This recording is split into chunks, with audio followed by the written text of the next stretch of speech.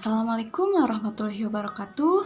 Halo teman-teman, perkenalkan nama saya Winda Puspita dengan nomor pokok mahasiswa 2121210001. Di sini saya akan mengupas sedikit tentang novel yang sudah saya baca. Nah, novel tersebut berjudul Siti Nurbaya. Sebelumnya, di sini ada yang tahu siapa pengarang dari novel Siti Nurbaya ini? Ada yang tahu? Kita lanjut saja. Novel Siti Nurbaya ini adalah sebuah karya sastra yang dibuat oleh Marah Rusli. Marah Rusli adalah sastrawan Indonesia angkatan Balai Pustaka atau periode sastra yang muncul pada masa penjajahan Belanda. Baik, di sini saya akan menjelaskan tentang novel yang saya baca, yaitu novel Siti Nurbaya. Novel Siti Nurbaya ini menceritakan tentang seorang Nurbaya dan Samsul yang merupakan teman sejak kecil. Beranjak dewasa, keduanya berubah menjadi sepasang kekasih. Sayang, kemudian mereka terpisah karena Samsul harus bersekolah di Batavia ataupun di Jakarta. Namun Samsul Bahri berjanji untuk melamar Nurbaya, yaitu setelah dia bisa menamatkan studinya di Jakarta. Janji tersebut merupakan janji suci kisah cinta mereka berdua. Tidak lama kemudian, Nurbaya harus menerima kenyataan karena usaha ayahnya yang bangkrut secara tiba-tiba, ditambah dengan banyaknya sekali hutang atau tagihan yang datang. Akan tetapi, pada suatu hari, ayahnya tidak bisa melunasi hutangnya terhadap Datuk Maringgi. Sehingga Datuk Maringgi memberikan syarat, yaitu agar Nurbaya, anaknya, menjadi istri Datuk Maringgi demi melunasi hutang yang telah ia lakukan kepadanya. Ayah Nurbaya harus merelakan anaknya untuk menikahi Datuk Maringgi, dan tentunya Baginda Sulaiman yang memang sudah tidak sanggup lagi membayar hutang-hutangnya tidak menemukan pilihan lain selain yang ditawarkan oleh Datuk Maringgi, yaitu menyerahkan putrinya Siti Nurbaya kepada Datuk Maringgi untuk dijadikan istri. Siti Nurbaya hanya bisa menangis dan menerima kenyataan bahwa dirinya yang sangat cantik dan muda belia harus menikah dengan Datuk Maringgi yang sudah tua. Siti Nurbaya menerima dengan lapang dada dan membuat keputusan bahwa dia siap menjadi istri Datuk Maringgi demi ayahnya. Lebih sedih lagi ketika ia teringat Samsul Bahri, yaitu kekasihnya yang sedang sekolah di Stovia atau Jakarta. Sungguh berat memang, namun demi keselamatan dan kebahagiaan ayahandanya, dia pun rela dan mau mengorbankan kehormatan dirinya dengan Datuk Maringgi.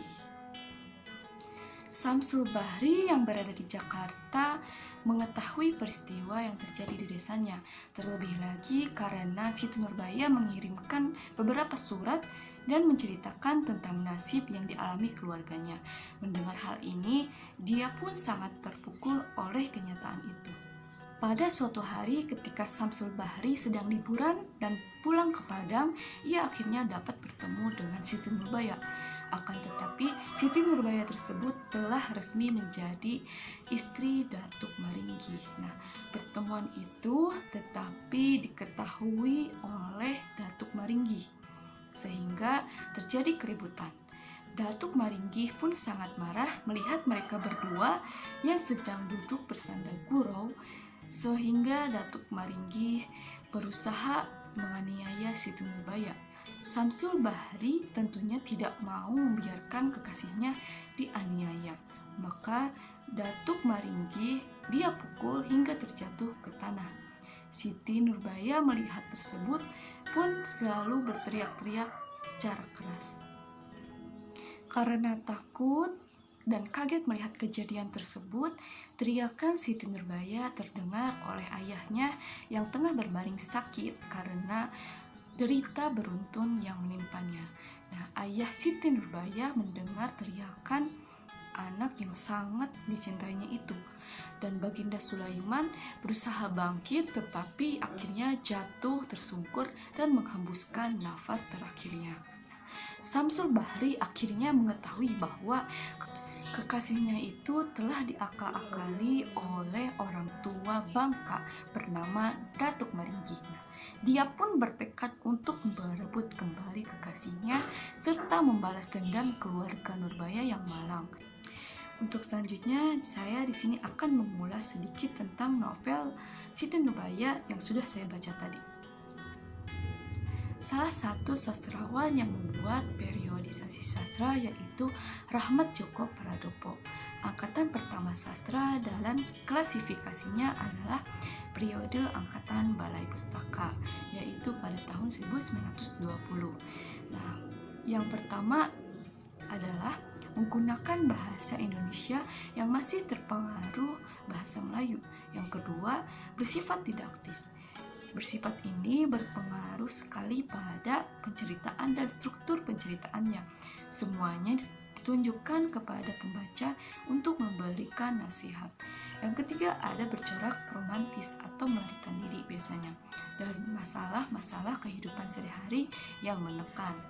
Untuk yang keempat ada persoalan yang diangkat seputar adat istiadat, yaitu terutama masalah adat kawin paksa, permaduan, dan sebagainya. Yang kelima yaitu pertentangan antara kaum muda dan kaum tua.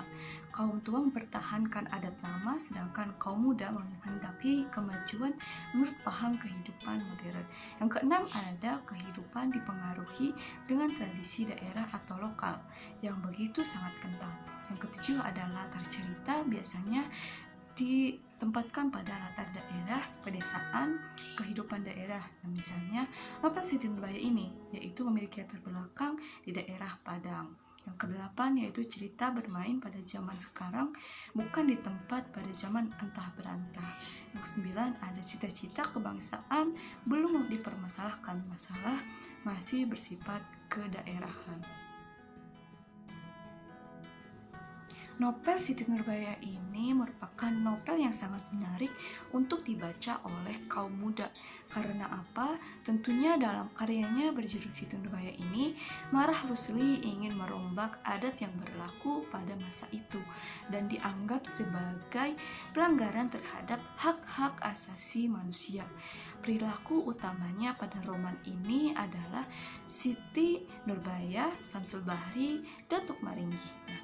Dengan membaca roman Siti Nurbaya ini, kita bisa diajak untuk mengikuti lika-liku kehidupan masyarakat pada masa itu. Nah, khususnya pada masyarakat Padang. Khususnya lagi yaitu tentang kisah cinta yang tak kunjung padam dari sepasang anak manusia yaitu Siti Nurbaya dan Samsul Bahri.